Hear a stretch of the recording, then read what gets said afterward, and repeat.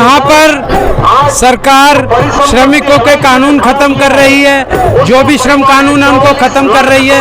बेरोजगारी है, महंगाई है, उसके खिलाफ ये मजदूर एकता संघर्ष रैली है, क्योंकि मजदूर किसान कारीगरी देश को बनाता है और उसी की आवाज नहीं सुनाई जा रही है। आज देश की नवरत्न कंपनियों को बेचा जा रहा है, LIC प्राइवेट को दी जा रही है और तमाम ऐसी सरकारी कंपनियां हैं जो सरकार निजी क्षेत्र में सौंपना चाहती है और सौंप भी रही है, जिसके लिए आज बेरोजगारी बढ़ रही है, महंगाई बढ़ रही है और सरकार अपनी नाकामियों को छिपाने के लिए मीडिया पर सिर्फ अपना विकास दिखा रही है। जो गरीबी है, जो महंगाई है, उसको कोई भी चैनल दिखाने को तैयार नहीं है। हम सरकार से अनुरोध करते हैं कि कम से कम हमारी आवाज सुने और बेरोजगारी खत्म करे।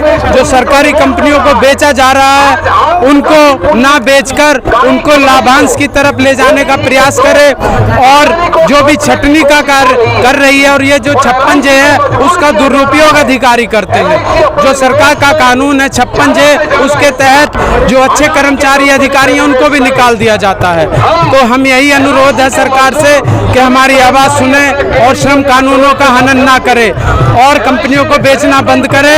नहीं तो आज आप देख रहे हैं देश के हिंदुस्तान के कोने कोने से मजदूर आए हुए हैं और पूरा रामलीला मैदान लाल झंडे से रंगा हुआ है। हम घर घर जाएंगे, हिंदुस्तान के कोने कोने में जाकर सरकार की नाकामियों को बताएंगे और मजदूरों के हितों का जो हनन हो रहा है उनको हम सब तक पहुंचाएंगे और इस सरकार को उखाड़ फेंकेंगे। सिंधुपुर बॉर्डर पे जो किसान बैठे थे, प्रधानमंत्री ने कहा था मैं अपने भाई किसान भाई समझा नहीं पाया, इसलिए मैं कानून वापस लेता हूँ। क्या कानून का कोई फायदा हुआ? कोई फायदा नहीं हुआ। अभी वो कानून वापस सही से लागू भी नहीं हुए हैं और सरकार अंग्रेजों की नीति पर चल रही है। फूट घेरो राज करो, किसी जो आवाज उठाता है उसी को जेल में डाल देती है। जो सच्चाई के रास्ते पर चलता है, जो सत्य को उजागर करना चाहता है, उसके साथ अन्याय शोषण कर उसको जेल में डाला जा रहा है। यही इनकी नीति है और ये सबको चुप रखना चाहती है, दबा कर रखना चाहती है। यही इनकी नीति है। अपना परिचय दीजिए। मैं सुनील शर्मा, यूपी से। आज वापस हुए थे, मैं लेकिन उसके बाद बहुत मुझे दुख हो रहा है कि आज हम लोग किसान और मजदूर की संघर्ष रैली में यहाँ पर आए हैं। इस आंदोलन को हम विभागों में भी अपनी ताकत देने के लिए आए हैं। CIT यूनियन चंद्रपुर से मैं आज के दिन हमारे पंत प्रधान श्रीमान नरेंद्र मोदी साहब, इनको यह बताना चाहता हूं कि आज पेट्रोल के दाम कितने बढ़े हैं, मजदूरों का शोषण हो रहा है, ठेकेदारी मजदूरों का शोषण हो रहा है, पुरानी पेंशन जो कर्मचारी है उनका शोषण हो रहा है और SC ST OBC इनका शोषण हो रहा है। मैं आज इस आंदोलन के माध्यम से प्रधानमंत्री पंत प्रधान नरेंद्र मोदी साहब को यहाँ बात पहुँचाना चाहता हूँ कि हमारे कुछ शोषित पीड़ित ऐसे कर्मचारी हैं जिनकी आज हम हालत देख रहे हैं और श्रम कानून संशोधन में इन्होंने ऐसा संशोधन कर रखा है जिसमें कि अगर ये पूरे तरीके से श्रम कानून में संशोधन कर दिया तो कल हमारे पूरे ट्रेड यूनियन के जितने भी हमारे बड़े पदाधिकारी हैं हड़ताल नहीं कर पाएंगे, अपना अधिकार नहीं मांग सकते। इसलिए कर्मचारियों के लिए ये बहुत की दुखद बात है। तो हम चाहते हैं कि आज के इस किसान और मजदूर संघर्ष रैली के माध्यम से हमारे पंत प्रधान मोदी साहब कम से कम हमारे देश की अर्थव्यवस्था को ध्यान में रखते हुए और हमारे सामाजिक न्याय, सामाजिक व्यवस्था, सभी के अधिकार, मौलिक अधिकार और बाबा साहब अम्बेडकर साहब उन्होंने हमें जो मौलिक अधिकार दिया है और जनता के हित की रक्षा के लिए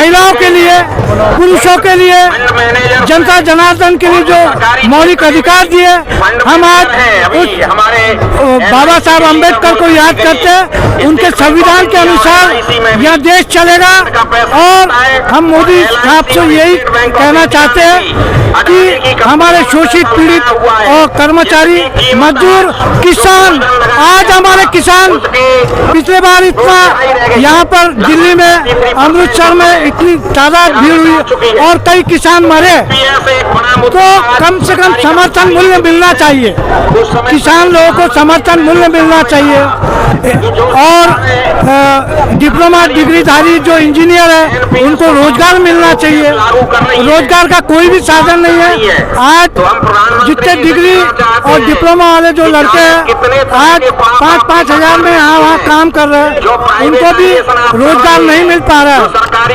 तो हमारा शिक्षा का जो सर्वमान शिक्षा जो है, शिक्षा को लेके अगर प्रतिवर्ष हमारे जितने बच्चे यहाँ पर डिग्री, डिप्लोमा, इंजीनियर, डॉक्टर बन के निकलेंगे तो इनको रोजगार कैसे मिलेगा? और दूसरी बात,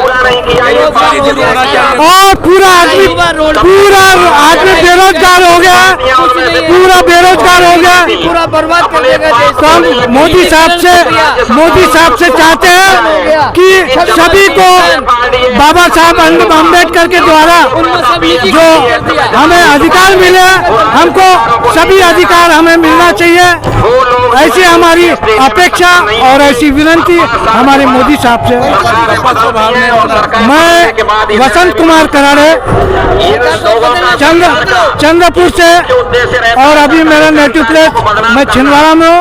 इसलिए मैं मोदी साहब से विनती करता हूँ कि श्रम कानूनों का पालन करते हुए मजदूरों को न्याय मिलना चाहिए, किसानों को न्याय मिलना चाहिए और सरकारी रेट मिलना चाहिए, समर्थन मूल्य, और पुरानी पेंशन बहाली होना चाहिए। और हम लोग कोल इंडिया से जो सेवानिवृत्त हुए, हम अपने तरफ से भी एक बात बोलना चाहते हैं कि हमें आज के समय में बहुत कम पेंशन मिलती है। पुराने पेंशनधारी है, कोल इंडिया से सेवानिवृत्त होकर उन्हें 5,000, 2,000, 3,000 ऐसी पेंशन मिलती है। लेकिन आज की इस महंगाई के दौर में उतने पेंशन में गुजारा हो नहीं पाता है। तो हमारा सामाजिक स्तर भी बना रहे और वृद्धावस्था में हमको पेंशन योजना बढ़ के मिलना चाहिए। हम यही आशा रखते हैं। रामला मैदान में आए हो, क्या वजह है? वजह ये है कि हमारे मजदूरों की श्रम विभाग में संशोधन जो होता था मजदूरों का सारा खत्म हो चुका है और भाजपा सरकार ने मजदूरों के हित में कोई सुविधाएं नहीं देख रही है और न मजदूरों की कोई रेट बढ़ोतरी है और ना ही मजदूरों को तेल, आटा, चीनी भाव सब महंगाई हो चुके हैं। तो इसलिए मैं दिल्ली में आज मजदूरों की रैली लेकर आया कि मजदूरों को ये सरकार, मोदी सरकार मजदूरों के हित में अच्छे काम करे, अच्छी भावनाएं देखे, समझे, और मजदूरों की जो भी बढ़ोतरी रेट है उसकी रेट बढ़ोतरी की जाए, समझे। हमारे यहाँ श्रम विभाग में सारे कानून खत्म कर दिए गए हैं। सरकार तो कहती है सबका साथ सबका विकास, फिर भी आप नहीं, सरकार तो कह रही है विकास है, मगर विकास के नाम पे वसूली हो रही है, हर जगह वसूली हो रही है। कोई विकास नहीं, हमारी समझ तो विकास कहीं नहीं हो रहा है। मजदूरों का तो कहीं विकास नहीं है, कहीं नहीं विकास है। पूरे हिंदुस्तान में चले जाइए आप, मजदूरों का कहीं विकास नहीं हो रहा है। नरेगा के तहत काम तो मिलता है, मनरेगा का मजदूरों को काम कहीं नहीं मिल रहा है। मजदूर मनरेगा ठप पड़ी हुई है हर जगह, न रेट है बढ़ोतरी। हम चाहते हैं कि मनरेगा मजदूरों को साल में 200 दिन हाजिरी मिलनी चाहिए और 600 रुपये प्रतिदिन मजदूरी मनरेगा लोगों की होनी चाहिए। प्रधानमंत्री आवास योजना के तहत मजदूरों को घर मिलता है, घर मिलता है, वो शहरी विकास में मिलता है, ग्रामीण क्षेत्रों में नहीं मिल पाया। प्रधानों की मनमानी कारण और अधिकारियों की मनमानी कारण नहीं हो पा रहा है। भ्रष्टाचार हो रहा है, हर जगह भ्रष्टाचार फैल रहा है। इस सरकार में अंधा कानून है। तो क्या क्या मुद्दे हैं आप लोगों के किसानों के यहाँ?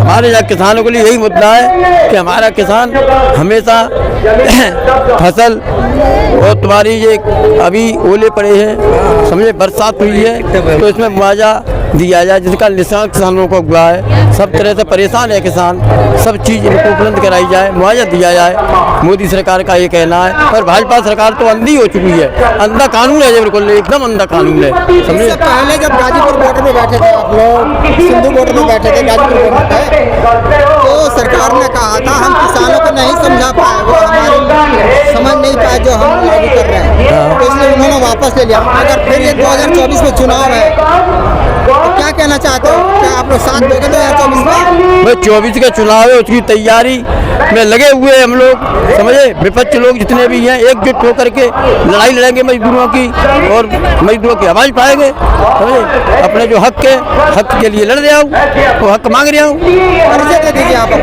अपना परिचय दे। हमारा परिचय उत्तर प्रदेश खेत मजदूर यूनियन जिलाध्यक्ष प्रभुदयाल प्रजापति, जनपद फिरोजाबाद, ईपी।